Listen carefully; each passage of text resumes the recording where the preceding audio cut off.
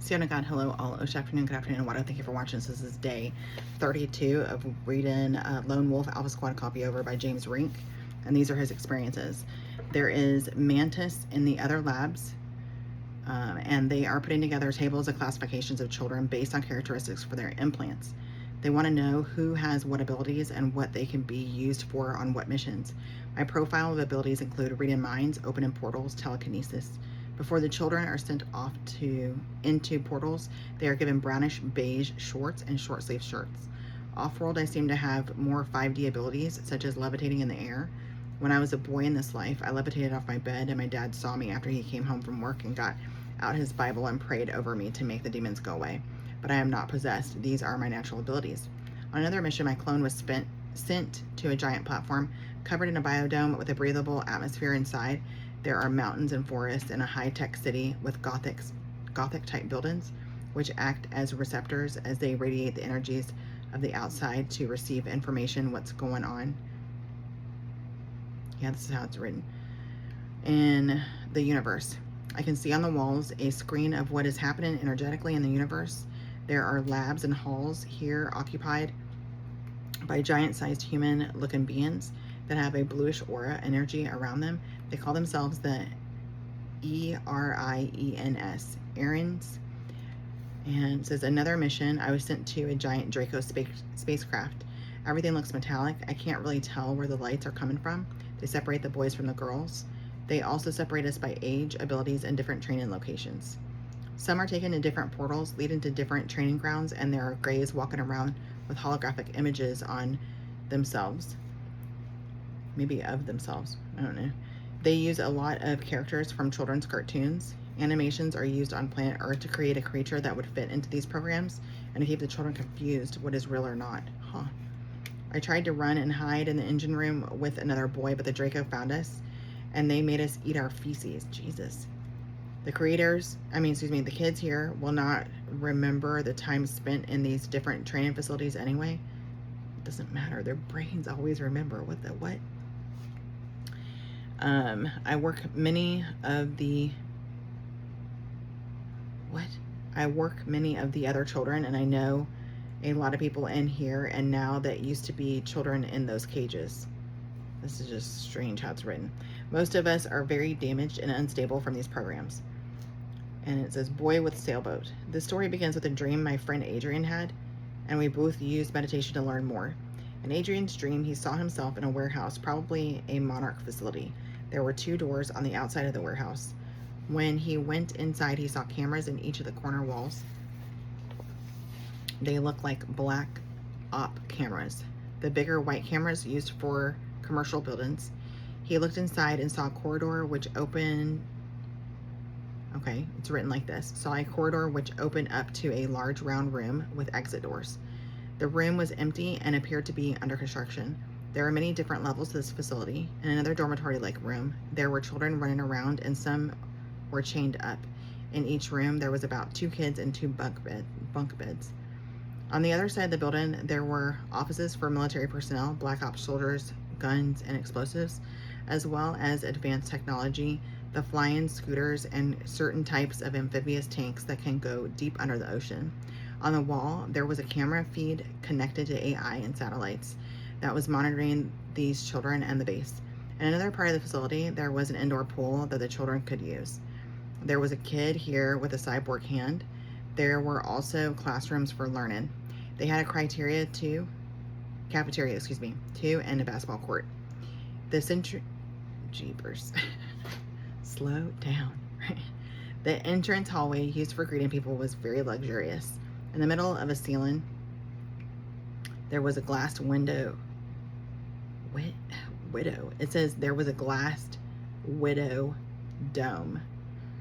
There were Nazi and American flags hanging nearby, 2 swinging doors with blacked out one-way windows that said, do not enter.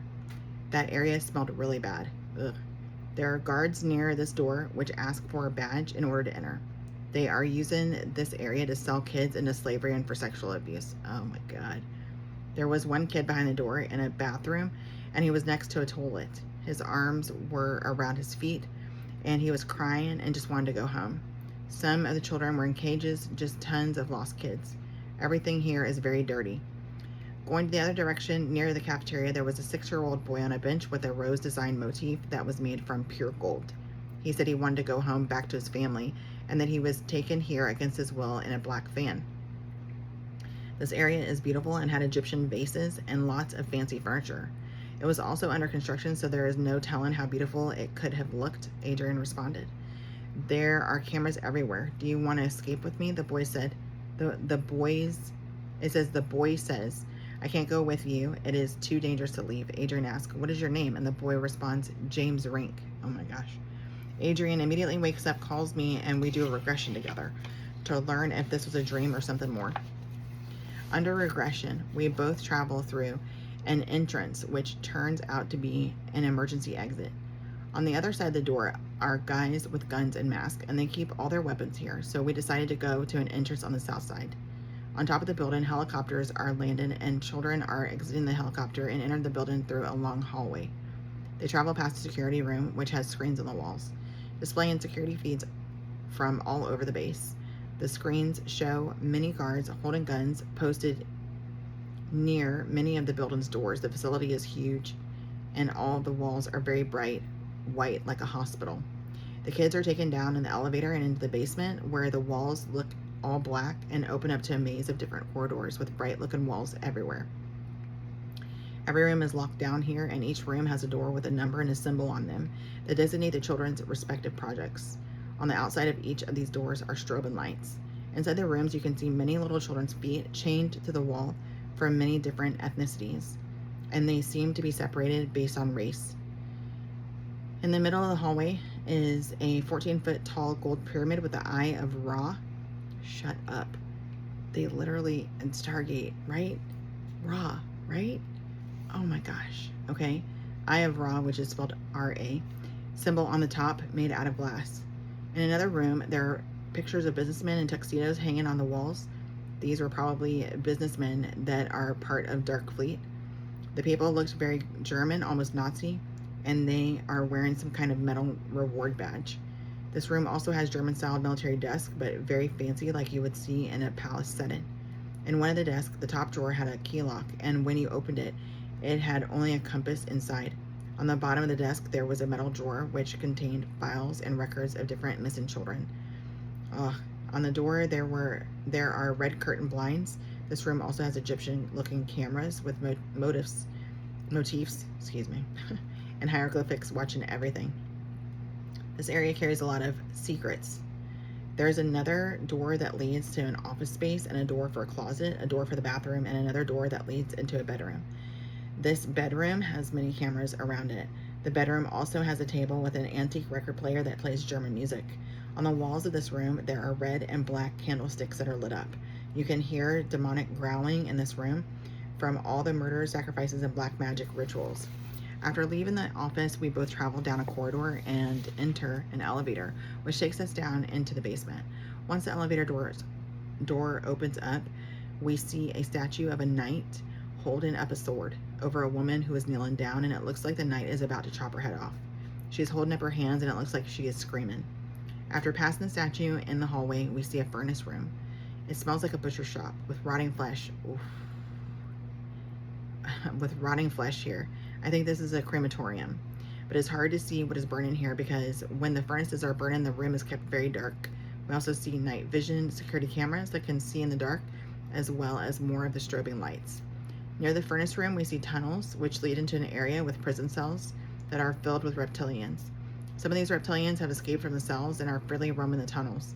The facility would only feed these imprisoned reptilians with the flesh of the murdered children. Wow. Some of these reptilians were locked up for killing Dark Fleet Nazi soldiers, and some were locked up because something went very wrong with their genetics. Jeez. We used our intuition and approached one of the reptilians, which we thought would be more cooperative for questioning. This reptilian was wrapped in a black sheet. He had gray scales, 2 feet with 3 toes on each foot, and his deformed face had gargoyle-like horns that gave him a creepy demonic look.